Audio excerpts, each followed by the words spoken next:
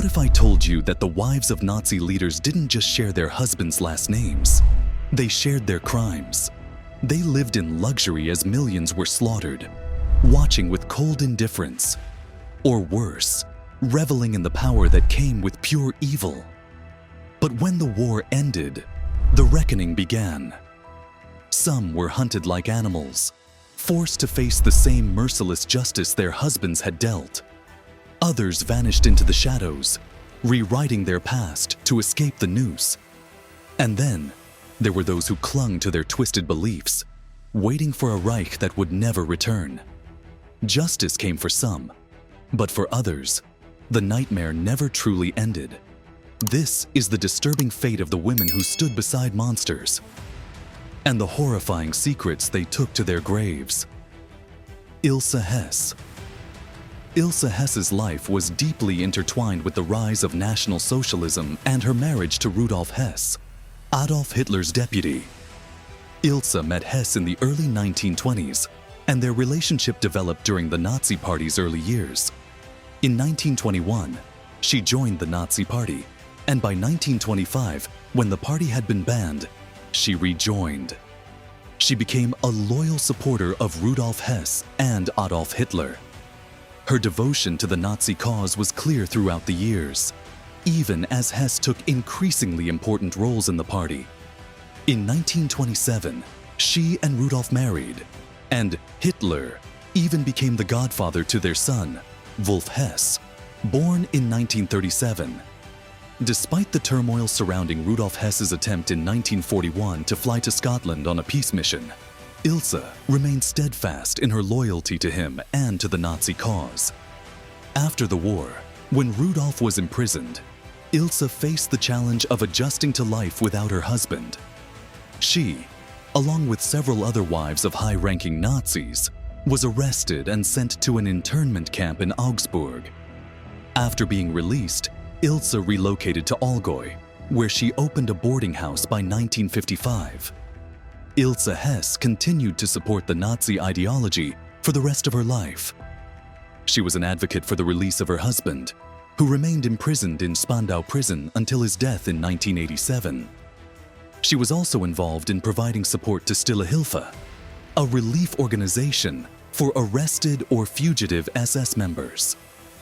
In 1952, she published a controversial book titled England, Nürnberg, Spandau, Ein Schicksal in Briefen, which detailed her life and included correspondence with people who admired Hitler. Ilse Hess passed away in 1995, leaving behind a complicated legacy tied to the troubling history of Nazi Germany. Margaret Himmler. Margaret Himmler, the wife of Heinrich Himmler, one of the most notorious figures of the Nazi regime, had an interesting and sometimes contradictory life. Originally trained as a nurse, Margaret worked in various medical settings, even managing a private nursing clinic before marrying Heinrich Himmler in 1928.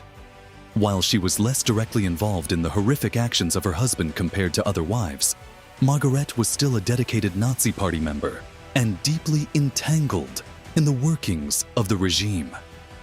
Her diary entries from the time reveal that she played a significant role in arranging meetings for the wives of SS leaders and was active in the operations of Red Cross hospitals in areas occupied by the Germans.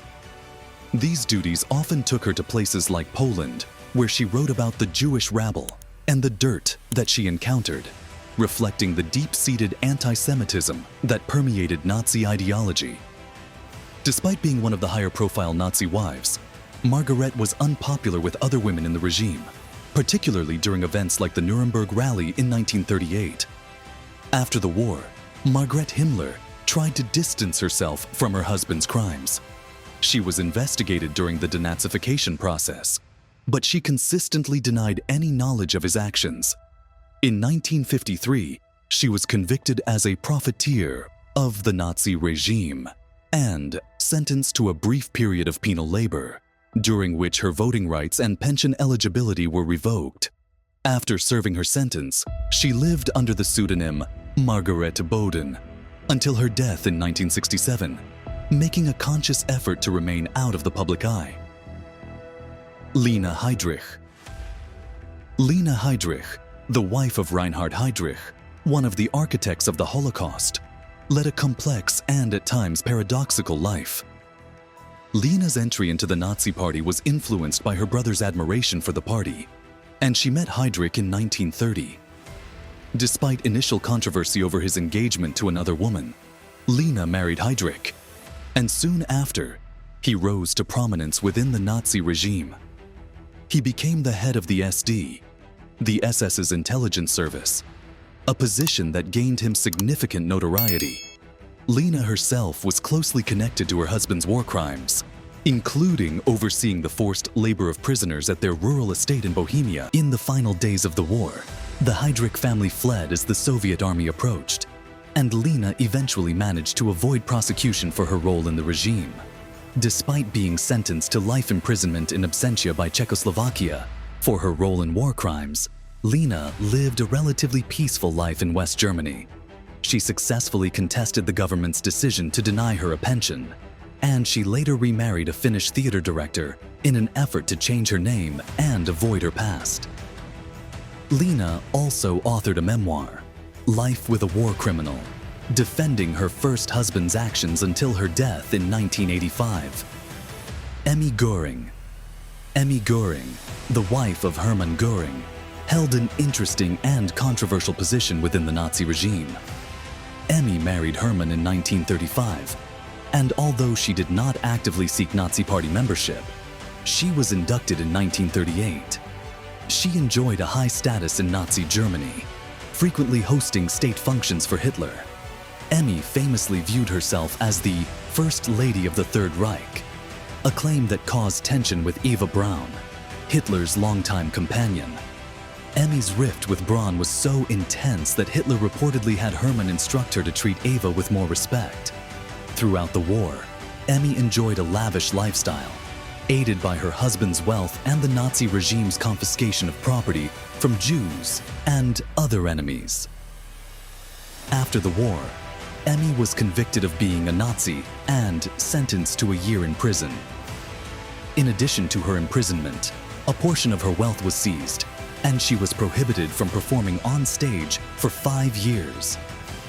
After her release, Emmy lived in relative obscurity in a small apartment in Munich.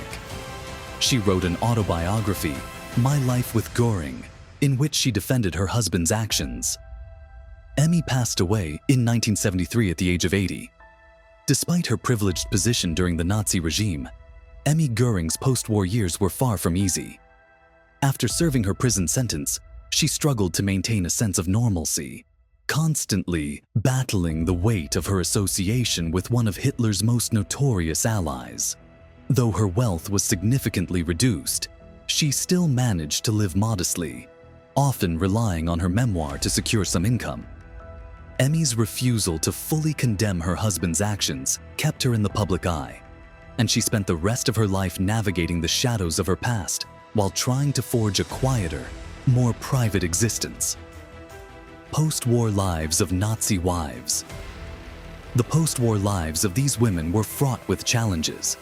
While some, like Ilse Hess, remained dedicated to the Nazi ideology, others, like Margaret Himmler, tried to distance themselves from the regime and avoid responsibility for their husband's actions.